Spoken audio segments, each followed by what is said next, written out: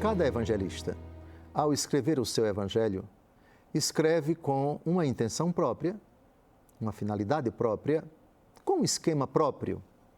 E a ordem dos acontecimentos fica à mercê, à escolha de cada evangelista. Por isso, um episódio narrado em São Mateus no começo da vida pública de Jesus, às vezes se encontra no fim da vida pública de Jesus, em outro evangelho. Com a palavra Santo Agostinho, que vai explicar que isso em nada altera a veracidade e a inspiração divina dos evangelhos. É bastante provável que cada evangelista se tenha julgado no dever de narrar com aquela ordem que Deus queria sugerir à sua memória, aquelas coisas que narrava, pelo menos naquilo em que a ordem, seja qual for, nada tira da autoridade e da verdade evangélica. Uma vez que o Espírito Santo distribuindo os seus dons a cada um, como lhe apraz, e por isso também orientando e dirigindo a mente dos santos com o fim de colocar os livros numa tão alta culminância de autoridade, ao relembrar as coisas a serem escritas, tenha permitido que cada um dispusesse a narrativa a seu modo. Todo aquele que com pia diligência o procure, poderá descobri-lo com a ajuda divina. O que Santo Agostinho quer dizer?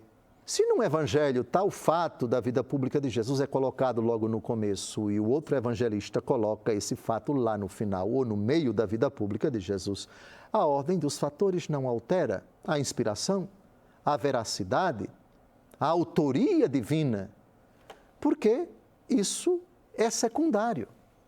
Porque isso não altera a essência, a substância do fato. A ordem cronológica não foi unânime, não foi uniforme nos 4 evangelhos. E também a descrição até das palavras de Jesus. E eu dou 3 exemplos.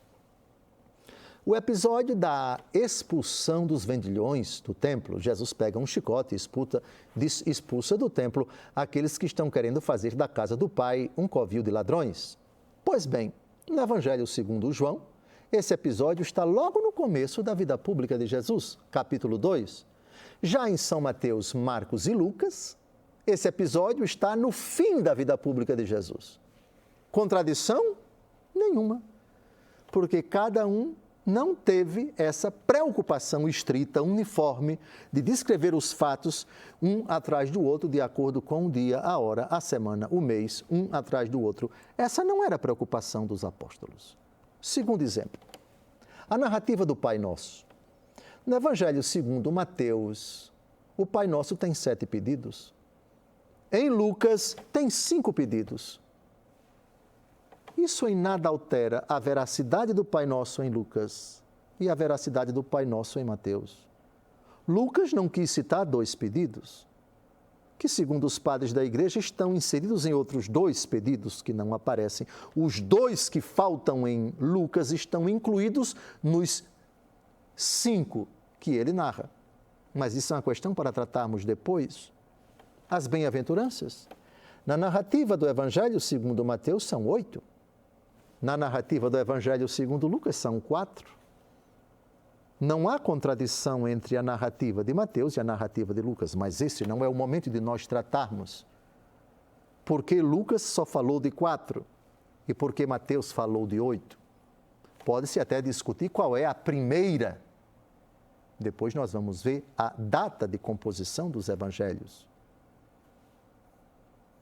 Pois bem, então, Santo Agostinho ajuda-nos a compreender que, para além da diversidade cronológica dos acontecimentos nos diversos evangelhos e para além da diversidade narrativa, até de palavras, de Jesus pronunciadas de uma forma num evangelho e no outro ou nos outros evangelhos de outra forma, isso em nada altera a veracidade, a inspiração divina de todos os relatos dos 4 evangelhos.